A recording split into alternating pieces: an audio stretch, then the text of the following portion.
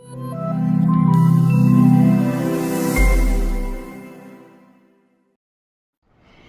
കുഞ്ഞുങ്ങളെ, ഞാൻ നിങ്ങളുടെ ബീന കൃഷ്ണൻ.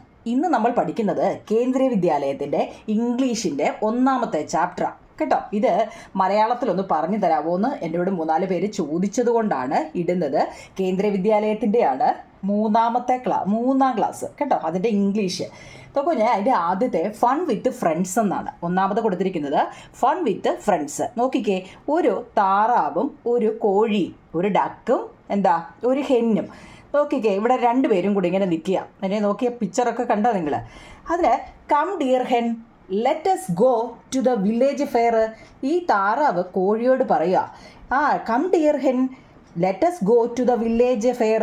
നമുക്കെന്താ വില്ലേജ് ഫെയറിന് പോകാമെന്ന് ഈ താറാവ് കോഴിയോട് പറയുന്ന. നോക്കൂ നിങ്ങളെ, നല്ലപോലെ ആ പടം കാണാൻ പറ്റുന്നുണ്ടോ? അപ്പം all right, let me bring my chicks. ശരി, എന്നാൽ നമുക്കെന്താ നമ്മുടെ കുഞ്ഞുങ്ങളെയൊക്കെ, ചിക്സ് എന്ന് വെച്ചാൽ എന്താ കുഞ്ഞുങ്ങളെ? കോഴിക്കുഞ്ഞുങ്ങളാണ് കേട്ടോ. വാ കോഴിക്കുഞ്ഞുങ്ങളെ, നമ്മളെവിടെയും വാ കുഞ്ഞുങ്ങളെ എന്ന് പറയത്തില്ലേ? വാ കോഴിക്കുഞ്ഞുങ്ങളെ, നമുക്ക് എന്നാ പോകാമെന്ന് പറയത്തില്ലേ? All rights let me brings my chicks. കാണുന്നുണ്ടോ പടം? എന്നിട്ട് അവരെന്താ വേണ്ടേ, കം ഡക്ലിംഗ് ലെറ്റസ് ഗോ. അപ്പോൾ എന്താണ്, കോഴിക്കുഞ്ഞുങ്ങളെ എടുത്ത് പറഞ്ഞു ബാ നമുക്ക് പോവാം. അപ്പോൾ പെട്ടെന്ന് താറാവും പറഞ്ഞു ബാ ഡക്കിലിംഗ്, എൻ്റെ താറാവ് കുഞ്ഞുങ്ങളെ ബാ നമുക്കും പോകാമെന്ന് കേട്ടോ. We have reached the stream. അങ്ങനെ അവർ എല്ലാവരും കൂടി എവിടെ എത്തി? ഒരു സ്ട്രീം എന്ന് വെച്ചാൽ ഒരു അരുവി കണ്ടോ, പുഴ, ചെറിയ തോട് പോലെ പോകുന്നുണ്ടോ, വെള്ളം പോകുന്നുണ്ടോ, അവിടെ എത്തി. പക്ഷേ I cannot swim, how shall we cross the stream. അയ്യോ, താറാവ് പെട്ടെന്ന് പറഞ്ഞു, അയ്യോ ഐ കാനോട്ട് സ്വിം, എനിക്ക് നീന്താൻ അറിയത്തില്ല. How shall a cross the stream, പിന്നെ നമ്മൾ എങ്ങനെ ഈ സ്ട്രീമിനപ്പുറം കടക്കും? അപ്പോൾ പെട്ടെന്ന് എന്ത് ചെയ്തു? I have A plan. പെട്ടെന്ന് അവരെന്ത് ചെയ്തു? ഇവർ എല്ലാവരും കൂടി ഒരു പ്ലാൻ നടത്തിയത്. ആ പ്ലാൻ കാണുന്നുണ്ടോ നിങ്ങളെ? കണ്ടോ എന്തുവാ? താറാവ് അവർ പ്ലാൻ ചെയ്തത്, വലിയ താറാവ് ആ കോഴിയെ എടുത്ത് താറാവിൻ്റെ മണ്ടയ്ക്ക് വെച്ചു. ഇനി ബാക്കി കുഞ്ഞുങ്ങളോ? താറാവിൻ്റെ കുഞ്ഞുങ്ങൾ 3 കുഞ്ഞുങ്ങളുണ്ട്. 3 പേരും 3 കോഴിക്കുഞ്ഞുങ്ങളെ എടുത്ത് എന്ത് ചെയ്തു? അതിൻ്റെ മണ്ടയിൽ പുറത്ത് വെച്ച് കണ്ടോ. കാരണം ഈ താറാവിനെ നീന്താൻ അറിയത്തുള്ളൂ നിങ്ങളെ. അതുകൊണ്ട് താറാവിനെ നീന്താൻ അറിയത്തുള്ളൂ, കോഴിക്ക് നീന്താൻ അറിയാൻ വയ്യാത്തത് കൊണ്ട് കോഴിയെ എടുത്ത് അതിൻ്റെ പുറത്ത് വെച്ച് അവർ ആ സ്ട്രീം നീന്തി കടന്നു എന്നാണ് പറയുന്നത്. ഇതാണ് ഫസ്റ്റ് പാഠം. മനസ്സിലാവുന്നുണ്ടോ നിങ്ങളെ? അപ്പം നിങ്ങളോടുള്ള 1ാമത്തെ ചോദ്യം എന്താണെന്നറിയോ? How many duckling and chicks can you see in the picture? നിങ്ങളുടെ ഈ പടത്തിനകത്ത് എത്ര കോഴികളും എത്ര കോഴിക്കുഞ്ഞുങ്ങളും ഉണ്ടെന്നാണ് കേട്ടോ ചോദ്യം. കേട്ടോ കുഞ്ഞുങ്ങളെ, നമുക്ക് ആൻസറിലോട്ട് കയറാം. കാണുന്നുണ്ടോ? How many duckling and chicks can you see in the picture? We can see 3 duckling and 3 chicks in the picture. എന്താ ഞങ്ങളെ? വി ക്യാൻ സീ, ഞങ്ങൾക്ക് കാണാം. 3 എത്ര? 1, 2, 3 കോഴിക്കുഞ്ഞുങ്ങളും അതിൻ്റെ പുറയിൽ 3 താറാവ് കുഞ്ഞുങ്ങളും കേട്ടോ. ഇവിടെ കൊടുത്തിട്ടുണ്ട് കേട്ടോ. 1, 2, 3 ഇത് താറാവിൻ്റെ കുഞ്ഞുങ്ങളും, 1, 2, 3 ഇത് കോഴിയുടെ കുഞ്ഞുങ്ങളും. 1ാമത്തെ ചോദ്യം പരീക്ഷയ്ക്ക് ചോദിക്കും, നോക്കണേ. How many duckling and chicks can you see in the picture? ആ പടത്തിൽ എത്ര കോഴിക്കുഞ്ഞുങ്ങളും താറാവ് കുഞ്ഞുങ്ങളും ഉണ്ടെന്നാ? We can see 3 duckling and 3 chicks in the picture. Okay ആണോ നിങ്ങളെ? 2 നോക്കിയേ. How did the hen and chicks cross the stream? എങ്ങനെയാ ആ കോഴിക്കുഞ്ഞുങ്ങളും ക്രോസ് ദ സ്ട്രീം? കാരണം ഇവർക്ക് നീന്തൽ അറിയത്തില്ലല്ലോ. പിന്നെ എങ്ങനെയാണ് കോഴിയും ചിക്സ് എന്ന് വെച്ചാൽ കോഴിക്കുഞ്ഞുങ്ങളും ക്രോസ് ദ സ്ട്രീം? എങ്ങനെയായിരിക്കും കുഞ്ഞുങ്ങളെ? ഞാൻ ഇപ്പോൾ പറഞ്ഞായിരുന്നല്ലോ, the hen sat on the duck and the chicks sat on the duckling. എങ്ങനെയാ? ദ ഹെന്ന് കോഴി എന്ത് ചെയ്തു? സാറ്റ് ഓൺ ദ ഡക്ക് എന്ന് വെച്ചാൽ എന്താ?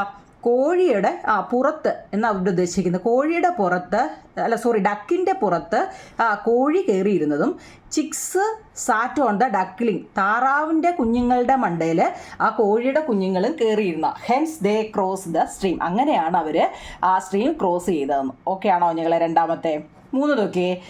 The duck and the hen are they friends? How do you know? അവർ തങ്ങളിൽ ഫ്രണ്ട്സ് ആണോ? How do you know? നിങ്ങൾക്ക് എങ്ങനെയാണ് തോന്നുന്നുണ്ട്? The duck and the hen are friends ആണല്ലോ. The duck and the hen are friends. They helped each other to cross the stream and also plan to go village. എന്താ അവർ നല്ല friends ആയതുകൊണ്ടാണ് തങ്ങളിൽ അവർ help ചെയ്തത് അല്ലേ. The help each other to cross the stream ആണല്ലോ. അതുകൊണ്ടാണല്ലോ അവിടെ പോകാമെന്ന് പറഞ്ഞതും അവർ ആ സ്ട്രീം അപ്പുറത്ത് കുറുകെ പിന്നെ പ്ലാൻ ചെയ്ത് പോയതുമൊക്കെ. And also plan to go village fair. Okay ആണോ നിങ്ങളെ ആ 3 എന്തെങ്കിലും സംശയമുണ്ടോ? ഉണ്ടോ? ഇതങ്ങ് എഴുതിയെടുത്ത് പഠിക്കണം കേട്ടോ. ഇനി did you feel happy to help your friends? നിങ്ങൾക്ക് അങ്ങനെ എന്തെങ്കിലും ഫീൽ ഉണ്ടോ? Happy to help your friends. എന്തെങ്കിലും ഫ്രണ്ട്സിനെ ഹെൽപ്പ് ചെയ്തിട്ടുണ്ടോ? നിങ്ങൾക്ക് ഹാപ്പിയാണോ? നിങ്ങൾക്ക് എന്തെങ്കിലും ഫീൽ ഉണ്ടായിട്ടുണ്ടോ? അങ്ങനെ സഹായിക്കുന്നത് കൊണ്ട് നിങ്ങൾക്ക് എന്തെങ്കിലും ഫീൽ ഉണ്ടോ? യെസ്. എന്തൊക്കെയായിരിക്കും? നമ്മുടെ അമ്മയെ സഹായിക്കുന്നുണ്ട്. അത് നിങ്ങൾക്ക് ഇഷ്ടമുള്ള എന്തെങ്കിലും ഒരു വരി കൊടുത്താൽ മതി. യെസ് എന്ന് എഴുതിയാലും മതി കേട്ടോ. ഡിഡ് യു ഫീൽ ഹാപ്പി എന്നാണ് ചോദിച്ചേക്കുന്നത്. അപ്പോൾ യെസ് നമ്മൾ നമ്മുടെ അമ്മയെ സഹായിക്കുന്നുണ്ട്. അമ്മ എന്തെങ്കിലുമൊക്കെ ജോലി ചെയ്യുമ്പോൾ കൂടെ പോയി നിന്ന് എന്തെങ്കിലും ചെയ്യത്തില്ലേ. പിന്നെ അച്ഛനെ സഹായിക്കുന്നുണ്ട് അല്ലേ. പിന്നെ അത് ഈ പ്രധാനപ്പെട്ട 4 ക്വസ്റ്റ്യൻ ആൻസർ. ഇനി മാച്ച് ദ ഫോളോയിങ്. അതായത് ഇവിടെ ചോദിച്ചിരിക്കുന്നത് ഇപ്പം ഡക്കിൻ്റെ എങ്ങ് വണ്ണെന്ന് വെച്ചാൽ കുഞ്ഞുങ്ങൾ കേട്ടോ. എങ്ങ് വണ്ണെന്ന് വെച്ചാൽ അതിൻ്റെ കുഞ്ഞ്. ഡക്കിൻ്റെ കുഞ്ഞിൻ്റെ പേര് ഡക്കിലിങ്. ഹെന്നിൻ്റെ കുഞ്ഞ് ചിക്ക്. ഇത് പരീക്ഷയ്ക്ക് ചോദിക്കുന്നത് കേട്ടോ. കൗവിൻ്റെ കുഞ്ഞ് കാഫ്. ക്യാറ്റിൻ്റെ കുഞ്ഞ് കിറ്റൺ. ഡോഗിൻ്റെ പപ്പി. ഓക്കെ ആണോ? ഇതാണ് 1ാമത്തെ പാഠം. ഓക്കെ ആണോ നിങ്ങളെ? ഓക്കെ, നോക്കിക്കേ. അതിനകത്തിൽ ഇതൊക്കെ കൊടുത്തിട്ടുണ്ട്. ഇതാണ് ഞാനിപ്പോൾ ഇത്രയും നേരം പറഞ്ഞത്. 2ാമത്തത് പാഠം എന്ന് വെച്ച് കഴിഞ്ഞാൽ നോക്കിക്കേ, കളേഴ്സ് എന്നാണ്. എന്താണ് കളേഴ്സ്? എങ്ങനെയായിരിക്കും? You have a few crayons. നോക്കിക്കേ, നിൻ്റെ കയ്യിൽ ഒരുപാട് ക്രയോൺസ് ഉണ്ട് അല്ലേ. Red, yellow, blue, green, purple and black. I have some too. നോക്കി, എൻ്റെ കയ്യിലും ഉണ്ട് കുറേ. നിൻ്റെ കയ്യിൽ മാത്രമല്ല, എൻ്റെ കയ്യിലും ഉണ്ട് കുറേ അല്ലേ. 2 പേര് നിന്ന് പറയുന്നതാ. ഇവിടെ ഒരു പട്ടിക്കുട്ടി നിൽപ്പുണ്ട് അല്ലേ. പട്ടിയാണോ പട്ടിക്കുട്ടിയാണോ? I need the red. എനിക്ക് റെഡ് വേണം. And you need the black.